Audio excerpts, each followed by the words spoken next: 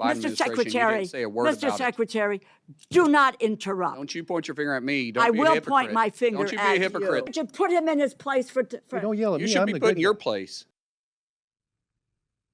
Good morning. We're starting the show off very spicy with that heated exchange. Welcome to Rising on this beautiful Friday. What's up, Erin? Happy Friday. We are feeling good vibes this Friday. We're wide awake. We are. As they were in that exchange, Secretary of Homeland Security Markwayne Mullin firing back at Connecticut Representative Rosa DeLauro during an appropriations hearing Thursday after she began grilling him about the Trump administration's child separation policy. That exchange comes as the Supreme Court ruled Thursday in favor of the Trump administration, saying a controversial immigration policy called metering was constitutional. The policy, which began under the Obama administration, but ended several years ago, enables border officials to turn migrants back before they step foot on American soil, exploiting a legal loophole through which the government can deny migrants the ability to claim asylum. The court split along ideological lines, with the liberal justices dissenting. So this is really interesting because, like we mentioned in the script, Obama did first initiate this in 2016, and this is something that he put forward. And the biggest dissent coming from most of the liberal justices was basically saying that under your interpretation, you're saying like literally a foot or a toe over a line means now you can't seek asylum, even though your goal when you were coming to the U.S. was to try to apply for asylum. And our Constitution allows us to at least look at refugees and decide who can stay and who cannot. Sotomayor pointed to the MS St. Louis incident in 1939 when Jewish refugees were trying to escape and trying to find somewhere in Cuba. They rejected them. The U.S. rejected them. And many passengers on the ship actually ended up dying in the Holocaust because they were turned away. And so Sotomayor is saying if we can just put this in context of history, perhaps even under Obama, it wasn't a good thing. We could be turning away people in these life-threatening conditions that generally should be reviewed for asylum. Well, I think that Sotomayor's blustery dissent that she read from the bench, which is what the justices do when they feel very adamantly about a dissent opinion that they give out, to say that this would have meant that this could happen again in the Holocaust and in those circumstances is just a huge over-exaggeration and I think a poor counter argument for the Supreme Court justice to sit there and argue about whether or not people and what the line is for asylum. That is just too grandiose and verbose to try and take us back almost 100 years ago and say this Nazi Holocaust related issue could happen again because of the way that our country allows people to declare asylum. That doesn't cut the mustard for me. I don't like the way that Sotomayor does that. She loves these big bombastic moments more than she does, I believe, credence and credibility to being able to do her job, because for her, she loves these kind of moments. And in this, this is something that now has bipartisan support. Happened under the Obama administrations, happening under the Trump administration, metering to be able to say who can or cannot come into the country. But even to Sotomayor's point about like, if there is a big group of people trying to seek asylum, we've seen that. We have seen large caravans of people when they see the southern border of the United States open, coming through South America, coming through Central America, coming all the way up through Mexico, these huge caravans of individuals to try and claim asylum at the border of the United States without the actual credible threat to their lives to be able to do it. And by claiming asylum, they then use it to be released into the U.S. and abuse the immigration system more often than it is an actual asylum claim that would allow someone to legally stay. The other loopholes that exist with that is if you're traveling with a child. We've seen that men and gangs and criminal cartels are using children to be able to get asylum and claim asylum here in the United States. So the abuse of the immigration system is rampant. If this allows us to continue to enforce immigration laws, and I agree, we need to find a way to do this in a careful consideration and in a way that allows those who would have a legal claim to asylum to be able to do that. But you have to get to the U.S. to do that. And if we have the opportunity to prevent people who should not be claiming asylum from trying to be able to claim it by getting in the country, and then when you claim it, you automatically get those legal protections, that's a good thing so that we're not bogging down the system here in the United States in the immigration process. We can stop them before they get here. And now that's legally permitted across the board. The Supreme Court has ruled on it. I don't see that as a bad thing.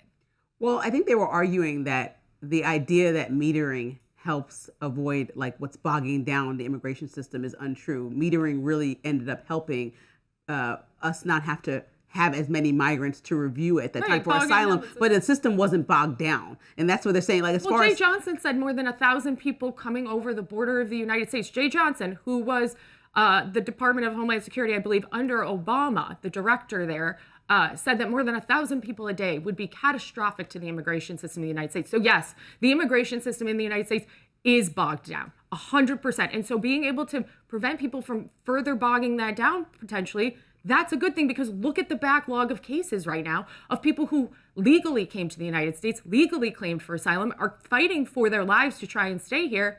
And then you have other people who are trying to abuse that system. Yeah, it is bogged down. Well, I think when Sotomayor is, and obviously people like to liken a lot of things to the Holocaust because it's an easy comparison. But when you think about it, and I have a unique perspective because I lived in Denver, one of the biggest sanctuary cities.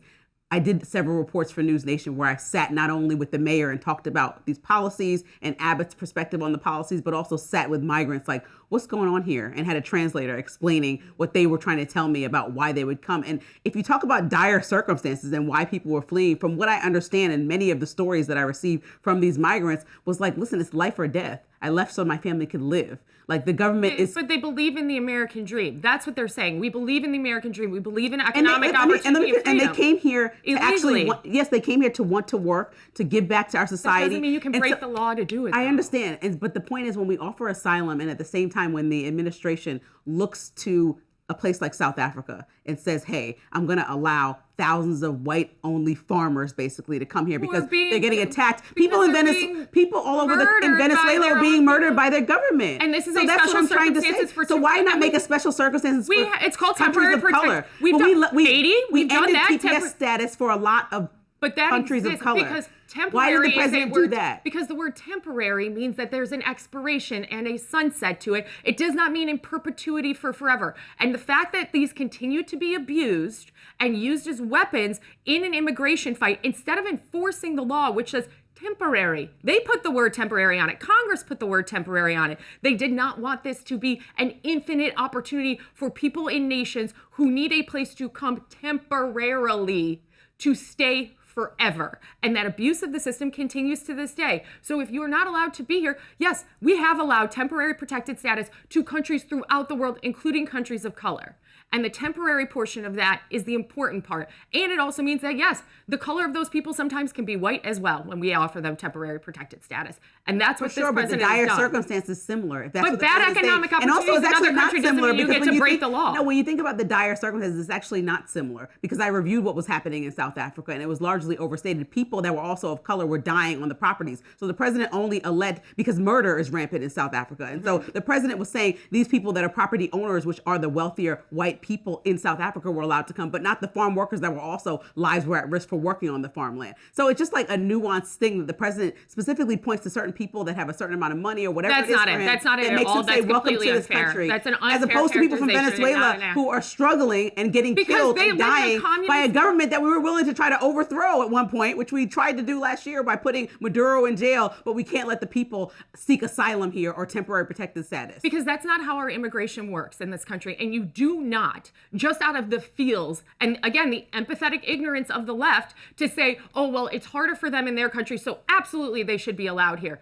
That's not how That's exactly what we did in South Africa. But that is a temporary protected status. You are talking more broadly. You're like, oh, well, Venezuela, we should just be, if people had a hard economic time, they should just be It's not hard economic. The people that's what they're killed arguing. in Venezuela. We argue that governments like Iran, like Venezuela, are killing citizens. We argue that all the time. I mean, the president argued that's why he's taking Maduro out. They are not a terrible dictator leader. They are not being individually targeted based on their faith, based on their color, based on anything like that. They are not claiming asylum for anything other than economic opportunity. And that is not a legal reason to claim asylum in the United States. And so that alone means you break the law. And when you break the law to get here, I've got a big question about whether or not you should be here, because the immigration system might be broken, but breaking the law to get here doesn't make it better. Well, that's what I think Sotomayor and Justice Alito were arguing or differing over, is what does the law actually say, and what do we define as the word in? If somebody is right there and seeking asylum, are we going to review their case for asylum or say, no, your toe wasn't over that line? Your toe was in Mexico, so no. If you're not in the United States, and so Justice Alito is looking exactly at the words and saying in means this, but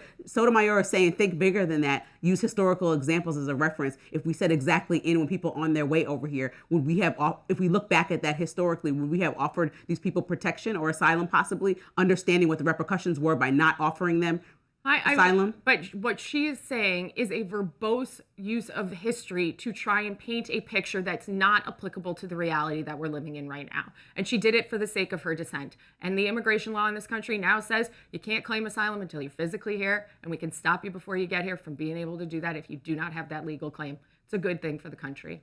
All right, still ahead, Trump sounds off on social media after Democratic Socialist candidates sweep the New York primaries. We'll be right back. The communists are finally making their move, warned President Trump in a Truth Social post yesterday. It's easy to be a communist, he continued.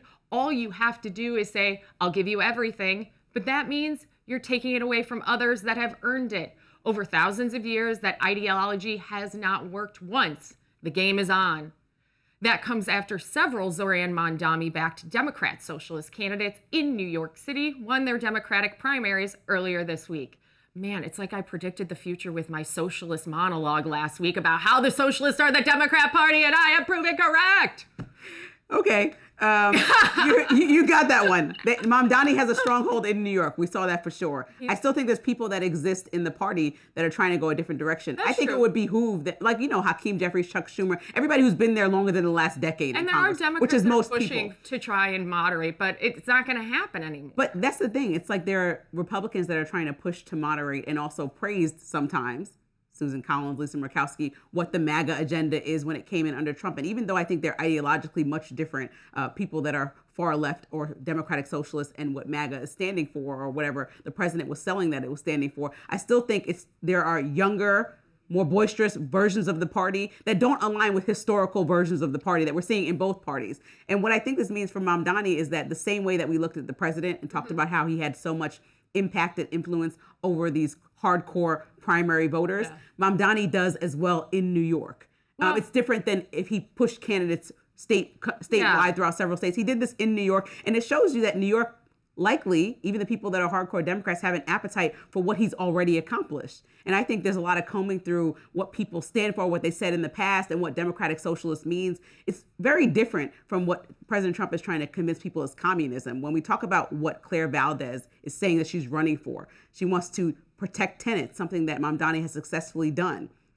She wants to try to put more investment into the transit system, something that Mamdani is working towards. And so when you say you're pulling money from all these other people, they're trying to invest back into the city that gives the most money to the state. Well, also, let's be clear here. Mondami's socialist run is not just New York. Yes, his endorsements were the power in New York that certainly, I think, helped some of these candidates. But that socialist takeover, socialism is the kissing cousin of communism. And these people are avowed socialists. They just like the Democrat moniker on it because they get to use the party now, take it over, and use the other national party in this country to try and take this country towards socialism and communism. But communism means fully government owned. And socialism means that you coexist. Some things are owned by the government, some things are owned privately. But that is antithetical to the nation. It is antithetical to how we have been founded. The president just invested in Intel. He also believes that we should own some things. You keep trying to bring that into this. It does not mean that what Donald Trump is doing is exactly what Zoran Mondani is doing. And no one, I said this last week, confuses Donald Trump for a socialist or a communist. The man is antithetical to that. And in fact, so is the founding of our country. We believe in individual liberty, individual freedom, our God-given rights, not rights given by the capital and the government, but given to us by our innate creator. And communism and socialism is antithetical to that. They believe that is the government. They believe that is the powers that give you your freedom and can tell you your freedom. And they believe in private property confiscation. That's not freedom and liberty. That's someone from the government telling me you don't own that anymore. I do. That is what they are trying to pursue. And it's not just New York. It is the Democrat Party. Graham Plattner, Nazi tattoo extraordinaire in Maine, got that and even put on social media that he was a communist. He got that tattoo to say that it was because America was the bad guy. El Sayed in Michigan. You have the mayor of Seattle. You have Karen Bass, who was in Cuba with the Castro regime and called him El Jefe. You have Bernie Sanders a decade ago running as an avowed socialist, running on these platforms, and now it has fully taken over the Democrat Party, and that believes that is completely antithetical to the nation. That Democrats right now are running candidates across the country, all across the country. This is not just New York, that fully believe the government and America are the problem here and that our nation should be apologized for, and not of the belief that we have faults, but we are still the greatest nation that's ever existed. The freedom and opportunity we get here in the United States that we protect every day, we will have nowhere else in the world. You can go to England and you won't have the same freedom of speech there, because there is no country on earth that preserves it the way we do here in the United States. And Democrats and socialists and communists that are all hugging each other in right now to try and win power in this country want to try and take that out. They think that the government decides how you live your life.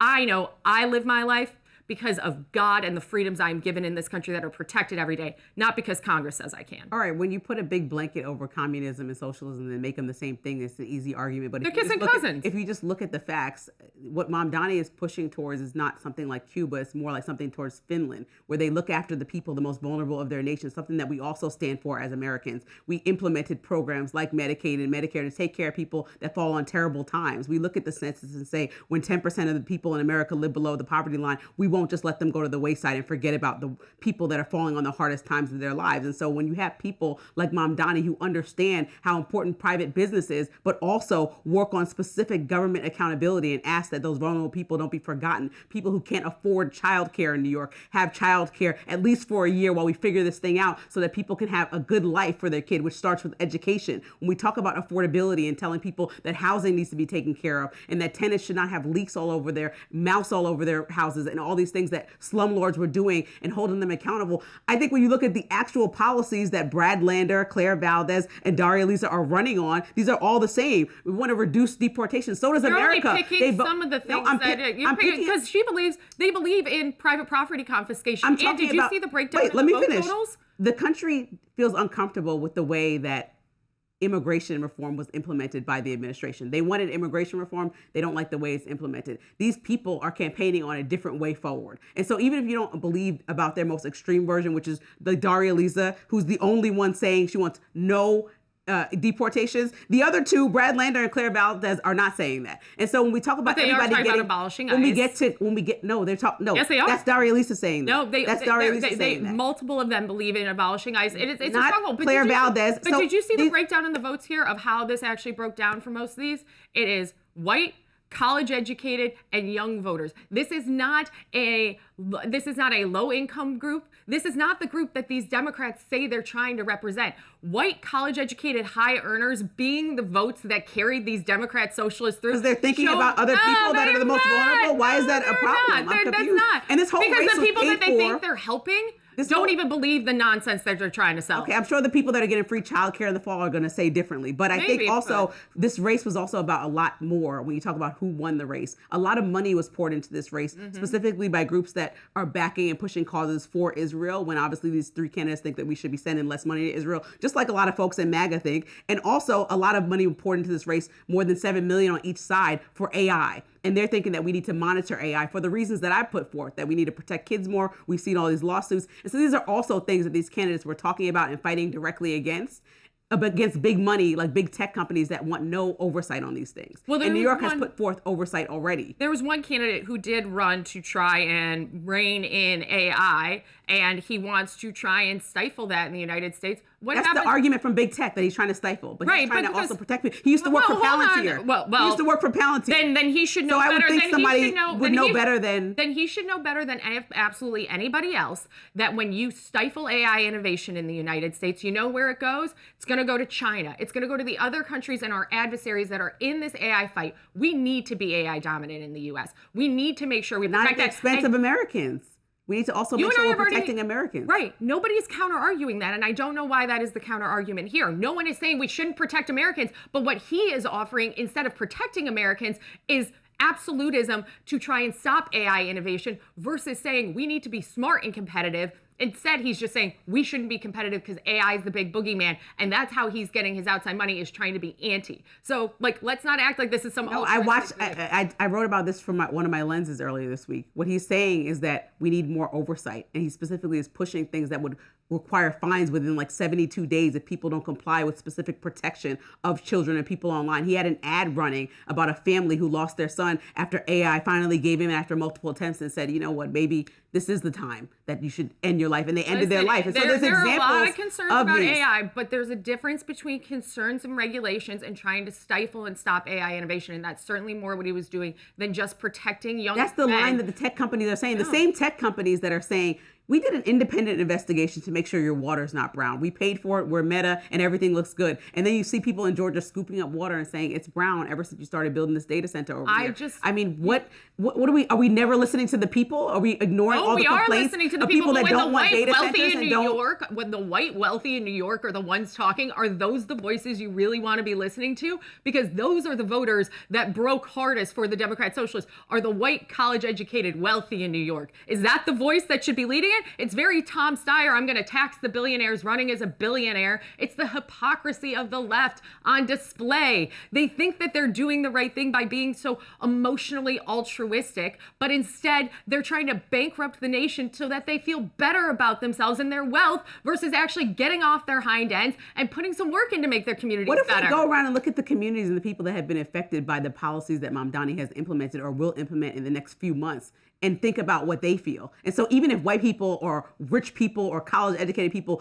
voted to get those policies or people in place, if we're helping 1,000 kids get free childcare next month, that's really helpful. As a mom, I can say that would be really helpful if I couldn't afford it. You still want your kid to have good education. You still want to be able to work and pursue this American dream. I mean, I think that by making sure that they live in a comfortable space and tenants that are million and billionaires are taking care of the properties they own is a requirement. I think being able to get from place to place safely is a requirement. These are all things that Mamdani is putting at the forefront.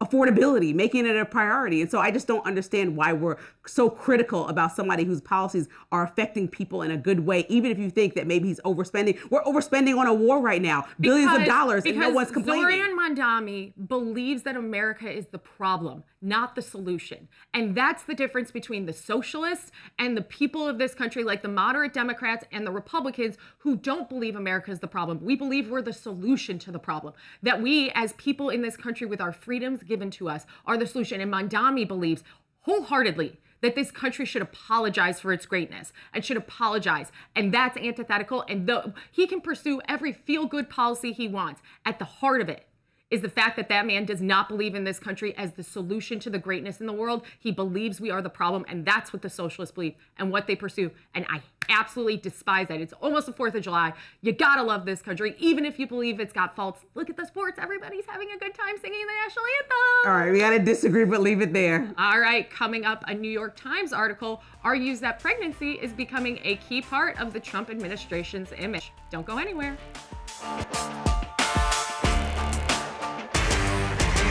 Erin, you're fired up about something. What is it? You know, it's Friday. Let's have a little fun. Apparently, pregnancy is political now. Well, at least if you're a Republican. This week, the New York Times published a story called, quote, "The Politics and Power of the Pregnancy Image," where they examined Second Lady Usha Vance, White House Press Secretary Karoline Leavitt, and Katie Miller. On its surface, it can read about pregnancy, about fashion, and about motherhood. But read the story carefully, and it's really about something much bigger. The Times argues that these women, their pregnancy, their clothing, even the image they project, have become part of what it calls the Trump administration's, quote, family and fertility platform. From the story, quote, "Together, the women have created a notably consistent and somewhat paradigm-shifting picture of the White House's family and fertility platform," end quote. The article even compares these women to the bare-chested UFC fighters who recently surrounded President Trump. Quote, "If these bare-chested, muscle-mixed martial arts fighters of the UFC match that President Trump hosted on Flag Day, where the poster guys for MAGA's image of masculinity, then the pregnant women of Trump world are one half of their feminine counterparts." Along with the sheath-clad, lipped-filled pageant hair Mar-a-Lago set, they offered an image of idealized womanhood that gives literal shape to the pro-natalist movement. Think about what that means. This isn't just an article about 3 women expecting children. It's an argument that their pregnancy, their wardrobes, and even their public appearances have become political messaging. Sure, there's always conversations about the well-known and what they're wearing, but this isn't that. This is a make-believe lens to try and say what Democrats and the left-wing legacy lunacy media wants you to believe. That Republicans are Stone Age relics working to bring women back to being barefoot in the kitchen. The article asks readers to see these women not primarily as individuals, but as symbols of an ideological movement. And that's where it gets this story wrong. Because before they were symbols, they were accomplished women. These aren't anonymous influencers. Usha Vance is a Yale law graduate and former Supreme Court clerk. Karoline Leavitt is the youngest White House press secretary in history. Katie Miller has served in senior communication roles at the highest levels of government. Whether you support this administration or not, these women have built careers, built families, and are doing both at the same time. Yet, somehow, those accomplishments become secondary to what their pregnancies supposedly represent politically. That says something, not about them, but about what the media wants you to believe, or more specifically, about the lens through which some of our most influential media institutions now view conservative women. Which brings me back to my favorite part of this story. Usha Vance's response. She didn't issue a lengthy statement. She didn't call the reporters' names. She didn't demand an apology. Instead, she posted the actual receipt to her dress worn in a recent Father's Day special video. And listen, I love a frugal queen. Her response was funny, but it was also devastating. Because the New York Times saw a political manifesto. Usha Vance saw a sale rack. The Times saw ideology. She saw Old Navy. And maybe that's because most American women don't wake up wondering what message their maternity clothes are sending. They buy what fits. They buy what's comfortable. They buy what they can afford. And that's called life. And that's why I think this story is so revealing. Somewhere along the way, elite political journalism stopped observing Republican women and started explaining them. Marriage isn't simply marriage, motherhood isn't simply motherhood, and affordable maternity dress isn't simply an affordable maternity dress. Everything has to fit a larger political narrative. Everything has to symbolize something. But what if it doesn't? What if these women aren't participating in some carefully choreographed culture campaign? What if they're simply accomplished women who wanted careers and families? Millions of American women, Republicans, Democrats, and independents alike, would recognize that life immediately because it's their life too. And honestly, if you want to argue that women like Usha Vance, Karoline Leavitt, and Katie Miller represent a step backward for America, then you put your big girl pants on and make that argument directly. Own it. Don't dress it up as fashion coverage and pretend you're writing about maternity style, because that's not what this story is about. It's an argument about what Republican women represent. The irony is that while the New York Times was searching for hidden political meaning, Usha Vance answered with an $8.75 Old Navy receipt. Perhaps the most revealing thing about this entire story isn't what she chose to wear. It's that one of America's most influential newspapers couldn't imagine it was simply an $8.75 dress. Listen, I love you, Erin, but I'm not going for this. You know that every single thing that most people do at that high level of government is calculated and intentional. No you matter think what. These pregnancies are? No, not the pregnancy itself, but the way you dress, the way you act, who comes off the plane first. It's all organized. And you know that that's the case. And so when somebody says, you look at Jackie Kennedy, which this article argued that she used to wear very loose fitting. They showed an example of some of the influencers wearing loose fitting stuff. And Karoline Leavitt and other people going to major events and wearing more form-fitting pregnancy clothes. It's not about a critique of them being pregnant. It's an intentional look at when you see this administration Or they like that their is clothes. this administration is embracing pregnancy publicly and intentionally and promoting higher birth rates across the country, traditional family structures at every single major campaign event or every single event that supports conservative values, well, then there is an intentional message. Look at the dress right here. It's a beautiful dress. She looks gorgeous. When I was pregnant, I wore That's loose. that's a flowy both dress. Of these are, yes, but it's That's still. a flowy dress. She's pregnant. Jackie of course Kennedy it's dresses showing. were like starting up here and It's looking the like a teepee. 1960s. I'm just telling you, there's a distinct difference. And so when a reporter is analyzing attire and fashion and also what the political message is, that's not an odd story. That's not a political hit piece. To me, that's actually a reporter doing what people mostly do. I mean, we talked about Michelle Obama wearing her arms out. We talked about President Obama wearing a tan suit for Which Christ's I sake. think was a stupid Yes, we talked argument about in that. the We first talked about place. Hillary Clinton endless pantsuits. I mean, it covered her more than we talked about anything with every emails. We talked about her pantsuits. And the fact that I she don't wore think this. that was Equally accurate. as much. We talked about Nancy Pelosi when she had the dashiki on. I even thought that was ridiculous. Because it was ridiculous. Yes, but it still was a political But statement. but I did- Intentionally, what I'm but trying to tell you. That's the issue, though. We The talk about political John statement Fetterman wearing a hoodie all the time. No, We talk the about Tim political Walsh looking statement like a she's dad. trying to make here isn't about their clothes. It is about the fact that these are Republican women and they are trying to other them. If you really think that there is some ideological message that's being pushed, how about the fact that these are three married women who are of fertile age and having children at the same time while succeeding in their careers? How about that be the argument? Instead, what she's trying to argue here is that, oh, well, they're trying to make such a show of it. Republicans, oh my gosh, their stomachs, they always like these tight clothes. Or these are pregnant women who are wearing what makes them comfortable. And what she's trying to argue here, which is what I actually believe, and a lot of Republican and conservative women do actually believe this, having read that piece and having seen the responses that have come out on this, is that what they're trying to argue here is that Republicans are Stone Age relics. Look at all these pregnant women. No, I don't think it is. And neither do the women of my party and who are living this and who have to read things like this time after time, day after day, that come after us for what? She's pregnant. How is she going to hide that? She's not. She's pregnant. And what are they doing? They're trying to say we are a stone cold relic and we're going to drag these women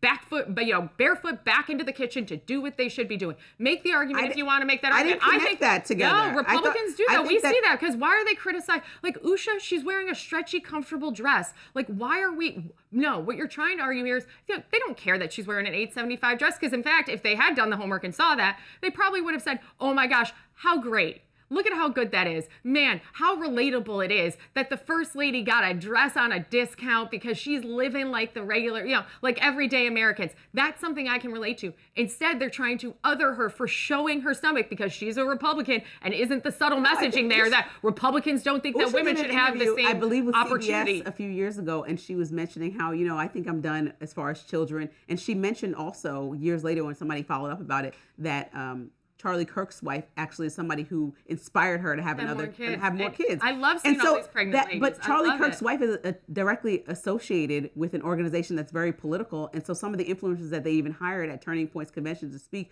were talking about having more children and the joys of having children. So that's an intentional political message. And Usha's saying that this woman who runs this organization was attached to somebody that pushes that messaging. Why would we not connect the dot? It's not a bad thing. Have as many children as you like. Right, it's not a bad thing. But for somebody to be in the New York Times and connect that dot is not also a hit piece. No, but the fact that they're calling it a pro-natalist movement, we are seeing a decline in birth rates in this country. I'll be perfectly frank about it. You know this. I'm trying to get pregnant right now. And let me tell you, kids, they tell you have sex and you get pregnant. It's not that easy. Let me tell you.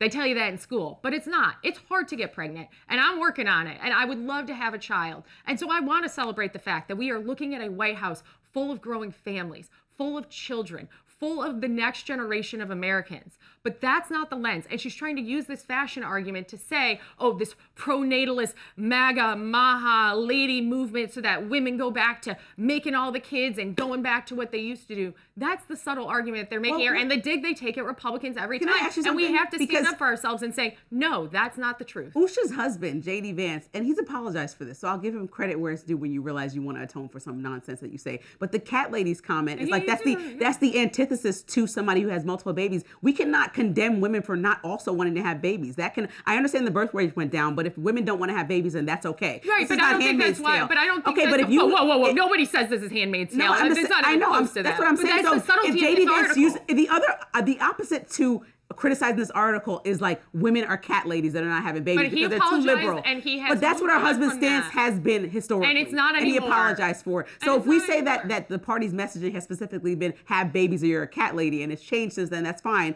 But that's what the man said. And so you That's have to not the party understand why. message anyways. But you have to understand why people are so critical of the messaging, like No have way. babies, have babies. Because some people actually don't want to. Some people cannot they don't, get but they to get do the it. freedom Some people to don't have the choose luxury of anything. making to do that. They might have to think about adoption and other routes they didn't think so. Because like you said, pregnancy not is that tough. easy. You're right. So that's why it's bad to also try to make people who are on the other side of the conversation and just exploring why this messaging is being pushed so much. It's bad to tell them stop questioning this because people can have babies. It's not about the 3 women that have babies. It's about the idea that the Republican Party is insistent that we need to have more babies. Well, some we women have are a just population choosing, decline, some and we women are believe just in the choosing family. not That's to. but there it is. That's the exact argument I have been making, is that there's a subtle lens to all of it. It's not about the clothes. It is about the fact that Republicans believe in the nuclear family, that Republicans believe that there should be more American children, that we do believe in the family, that we believe that women should have children, and we believe that only women can have children in this country. No man can give birth. It is only a person with a uterus. But all of that to say, you're making the exact argument I'm saying. It was a lens to try and cover up for what they really want to say,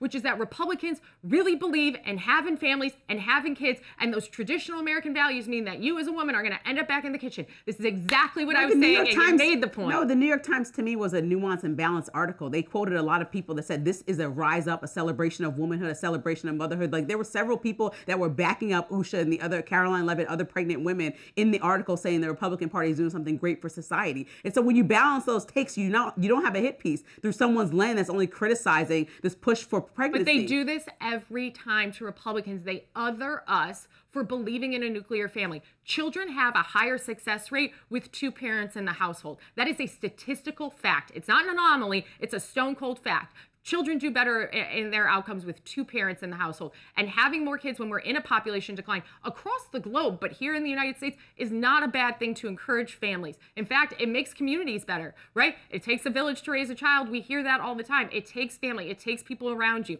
You want more of that and less single parenthood. But you know what? If there are more children and there are people who do want to have kids alone, I encourage that as well. Build your family how you want to build it, but there is nothing wrong with being a Republican and believing that the lens they put on this story was them trying to critique us for believing in families and believing in having children. If that's the argument she wanted to make, she should have made it. And she might have had other voices in the story because you have to, because if not, then it is really a fully political, this is pure hit piece. That doesn't that doesn't absolve her from what that story is actually trying to say, which is that Republicans are Stone Age relics who believe in this. And I want to say I have genuine empathy if Republican women truly feel like they are constantly attacked for wanting to enhance their family or expand their family.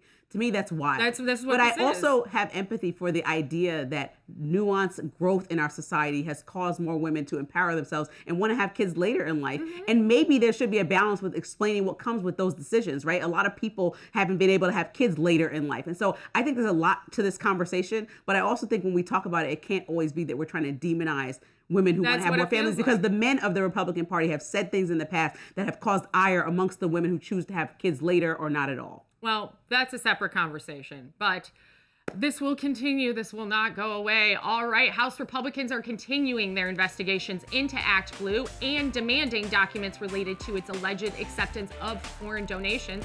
Let's stick around. The investigation continues of the Democrat-aligned fundraising organization ActBlue, with Republicans in Congress now demanding documents from one of its former legal firms. The House Judiciary Committee, led by Representative Jim Jordan, sent a letter with its demand to Dana Remus, a lawyer for the law firm Covington and Burling. Remus also served as White House counsel during the Biden administration, and she reportedly sent a memorandum to ActBlue telling them that they could find themselves in legal trouble for accepting foreign donations. The letter sent to Remus says the committee wants to see all documents and communications referring to potential fraudulent or illegal political contributions, as well as ActBlue's policies for detecting and preventing these contributions. The committee gives Remus a July 9th deadline to provide the documents in question. According to the New York Post, Covington and Burling has not acted on the letter yet, but is reviewing it. Isn't their attorney client privilege here that they're trying Not to violate? if you get a subpoena, and at a certain point, Congress does have oversight, and this is a political action, so it would fall under those oversight abilities here. But if people need to take a step back and look at ActBlue, it revolutionized donations for political campaigns, and it has brought in a tremendous amount of low-dollar donors to Democrats who continue to give and funnel that system. Democrats always have a tremendous more number, generally speaking, of donors because they get a lot of small dollars through ActBlue. Republicans replicated it with WinRed, which is an online, again, they're online processing platforms to make donations easier for people online. And ActBlue is saying you're not looking at WinRed. Why are you not reviewing them in the same way? And listen, I believe that if there were any implications of foreign donations and acceptance, the way there has been rampantly with ActBlue, then absolutely. But ActBlue and the Democrats were warned by their own legal counsel about the potential issue of receiving foreign donations and did not shore it up and continued to accept and use possibly. Well, don't say that finally like it's a fact, right? This is all being reviewed right now and something that's being there are considered facts accusations. The ActBlue CEO, Regina Wallace Jones, we saw her. She pled the fifth on everything.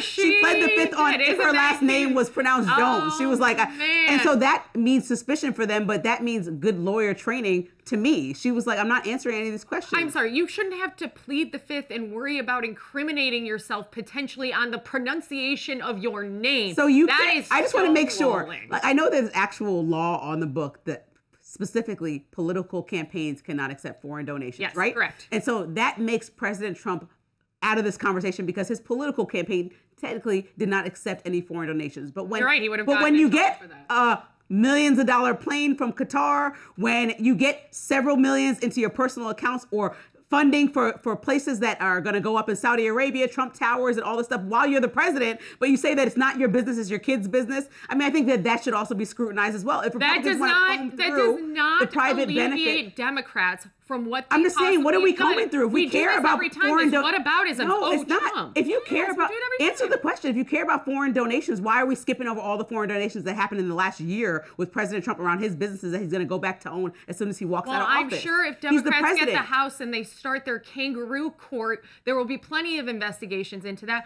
But as of this point, the president has not broken the law, and there does not seem to be any indication. ActBlue has not broken the law. Well, there's an investigation into them for allegedly. Why? Because they potentially took foreign donations, and foreign interference into U.S. elections is something that Democrats have decried for decades, even though they were the ones who tried to do it. Hello, Hillary Clinton. Let's remember who did the dossier that was not a U.S. citizen, that they used that dossier to try and take Donald Trump out. We want to talk about foreign interference here. So Democrats scream about foreign interference. But then when they're asked whether or not they actually took any money and there's potential foreign interference, Donald Trump, Donald Trump, Donald Trump. How about Democrats have to answer for their own actions on this one and let that investigation play out? Because if they did accept foreign donations, they should be held accountable for it. And you would agree with that notion as well, the same way I would agree with it on WinRed. But when Democrats... So WinRed should be reviewed. I think Trump should be reviewed. ActBlue should be reviewed. This is exactly the Democrat platform for the midterms. ActBlue has said... investigations into Trump.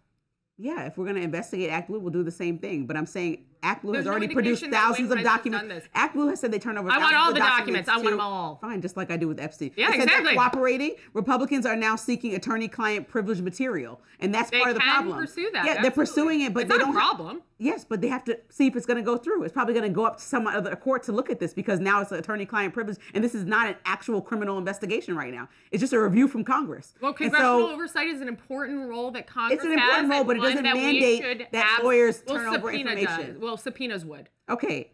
So there's still Republicans are asking. So they can ask all they want. Shouldn't we be okay to ask the questions instead of screaming that we should also ask them about Donald Trump? There are clear indications that even with I'm saying this is politically motivated. Then this is like we need to stop doing everything like this. If WinRed is not going to be reviewed, if President Trump is not going to be reviewed, and ActBlue is not going to review, do we care about foreign donations across the board or not? Well, that's what I'm asking. You right now, because if we do care, let's do all of it. Well, the only indication right now is that when it came to foreign potential donations into campaigns, that was ActBlue and Democrats. If you can provide me any indication or any reporting whatsoever, and ActBlue is saying this is politically motivated. So then, do we know this is for sure, or do we think it's politically motivated to tarnish the legacy of a major fundraising organization? No.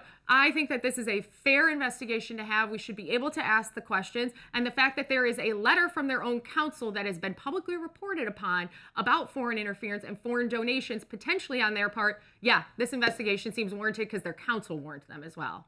All right, former President Obama taking another jab at President Trump in a recent interview. We're going to look at that next. I obviously, have a room in his head. Rent free. You do everything with grace. A suite in his head. But the thing about it is that was always clear to me. Look, first of all, when I was president, the last thing I had time to do was worry about what somebody said, or what my predecessor did. This really made my day. Former President Barack Obama was referring to President Trump.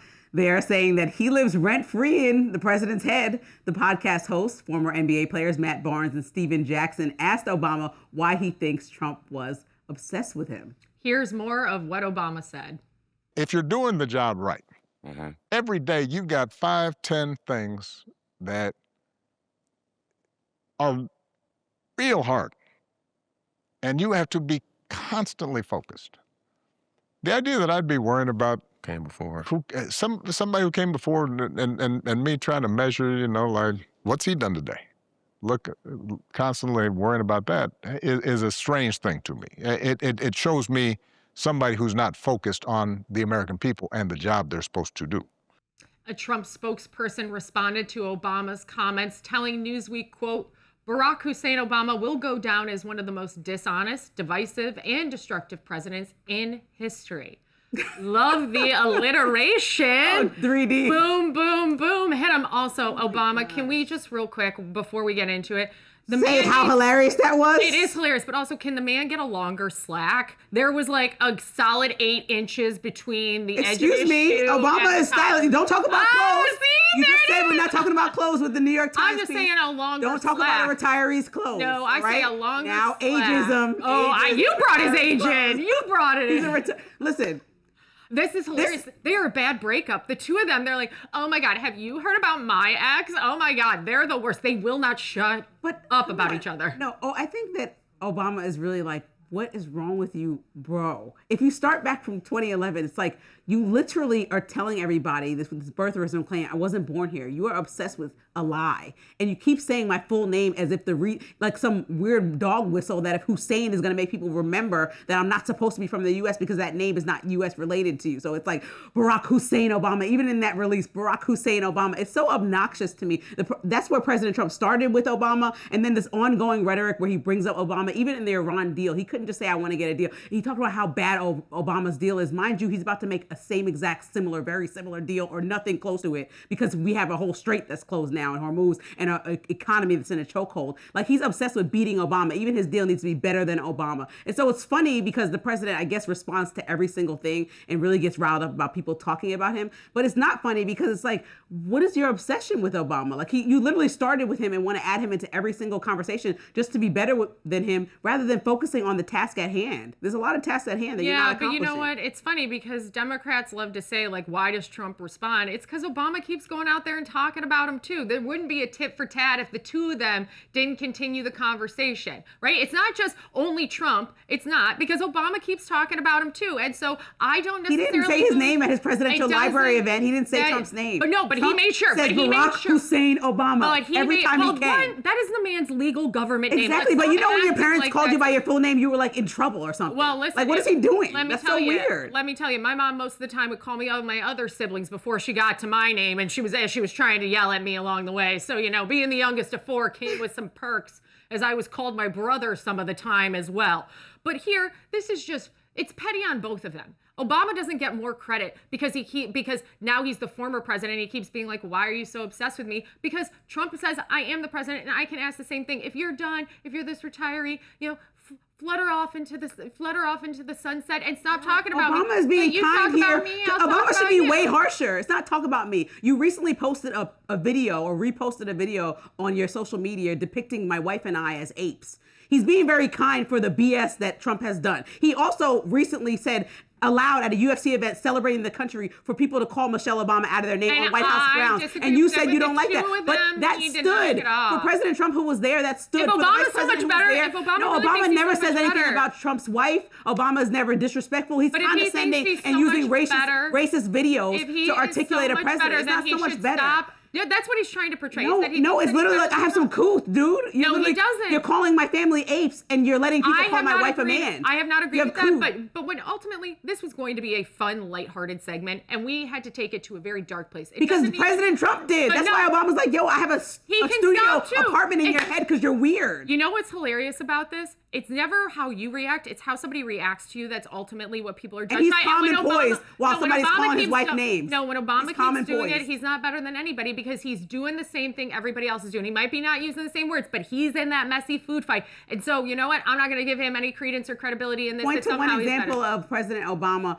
calling the first lady out of her name or doing something obnoxious like that. Point to a situation where I'm he didn't not gonna condemn play that behavior game. like that because there's no example of that. But that doesn't change the fact that they're still obsessed with each other and they No, just need the to knock obsession it goes off. one way. It doesn't. Rent free All in right, Obama's head. That does it for us. In Trump's head. That does it for us on Rising Live.